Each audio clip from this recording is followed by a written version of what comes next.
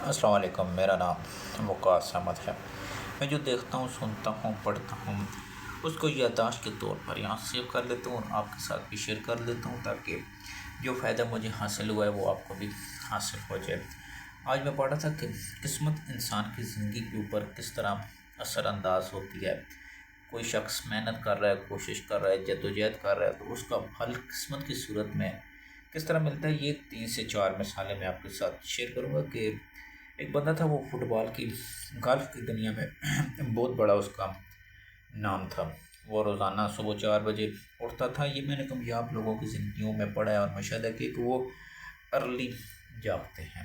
دوسری چیز جو میں نے دیکھی کامیاب لوگوں کی زندگی میں، اب وہ محنت کرتا تھا تو ایک مرتبہ جب وہ اپنے گیمز کے لیے داخل ہوا، اس نے گالف کی اسٹک لے کے بال کو آگے کی طرف پش کیا تو بال سوراخ کے موقع پہ جا کے رک گئی۔ اب اس کھیل کا یہ ناظرین اصول ہوتا ہے کہ یہ 15 سے 20 سیکنڈ کا ٹائم دیتے ہیں، کیا پتہ بال کو کوئی انرجی مل جائے اور بال آگے کی طرف چلی جائے اور گول ہو جائے۔ اب جب بال وہاں پہ رک گئی تو اس وجہ سے وہ کیمرے لگا کے دیکھنے لگے کہ بال تو اس نے اٹکار دی لیکن سوراخ کے پاس جا کے رک کے 20 سیکنڈ دیکھتے ہیں کیا ہوتا ہے۔ تو ایک مکھی اڑتی ہوئی آئی اور اس پہ بیٹھ گئی، جس کی وجہ سے بال کے اندر حرکت پیدا ہوئی، بال گول کے اندر داخل ہو گئی۔ اب یہ سٹوری بظاہر چھوٹی سی، لیکن اس بندے نے محنت کی، کوشش کی، بال کو ہٹ کیا اور بال کنارے پہ آ کے رک گئی، لیکن اللہ نے مدد اور قسمت کو بدلنا تھا اس شخص کی، تو اس کے اوپر مکھی بیٹھ گئی تو وہ بال ہٹ کر گئی۔ دوسری سٹوری ناظرین، قسمت کا لکی ہونا۔ اس طرح کے ایک شخص تھا کہ یہ 9/11 کا واقعہ آپ نے سنا ہوگا کہ جب ورلڈ ٹریڈ سینٹر میں جہاز ٹکرا دیا گیا تو ایک لیڈیز آ رہی تھی تو اس کو راستے میں کتے نے کاٹ لیا تھا۔ جب کتے نے اس کو کاٹ لیا تھا تو وہ کتے اور اس کے مالک کو گھنٹہ ڈیڑھ گالیاں بھی دیتی رہی، ہاسپٹل بھی گئی، کہتی میری اتنی اہم میٹنگ تھی کہ میں رہ گئی۔ اب جب گھنٹے ڈیڑھ کے بعد پتہ چلا کہ ورلڈ ٹاور کو جو جہاز ہٹ کیا تھا، بہت ساری دنیا اس میں اللہ کو پیاری ہو گئی، تو پھر وہ پہلے وہ مالک کو اور کتے کو گالیاں دیتی رہی، پھر وہ مالک کو کتے کو ڈھونڈتی رہی کہ اگر مجھے کتا نہ کاٹتا تو میں اس بلڈنگ میں ہوتی اور آج اس دنیا میں موجود نہ ہوتی۔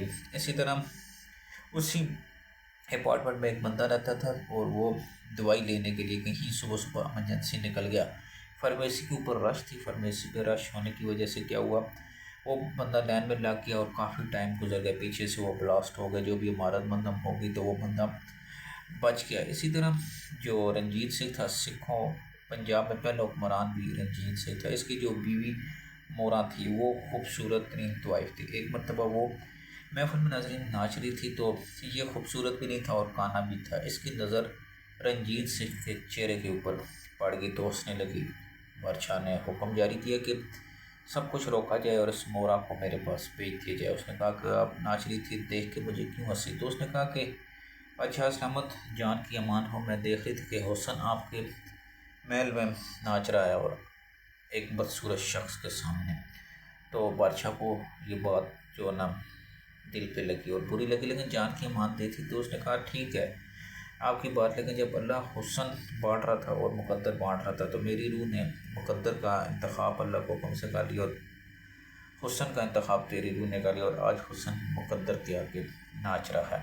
پھر وہ طوائف خوبصورت تھی تو اس نے بادشاہ نے اس کے ساتھ شادی کر لی، اور یہ مسجد لاہور میں مسجد پہلے وہ طوائف کے نام سے اب مورا کے نام سے مشہور ہے۔ تو یہ 3-4 سٹوریاں میں یہ بتاتی ہیں ناظرین کہ انسان کو کوشش اور محنت بھی کرنی چاہیے اور اس کے ساتھ ساتھ اللہ کا فضل بھی مانگنا چاہیے۔ اللہ کا فضل ہوگا تو ہم آگے بڑھ سکتے ہیں، تو فضل نہیں ہوگا تو بہت سی ایجاد ایڈسن نے کی تھی لیکن وہ اس کے کھاتے میں نہیں آئی، جس کی وجہ سے وہ کامیاب نہ ہو سکے۔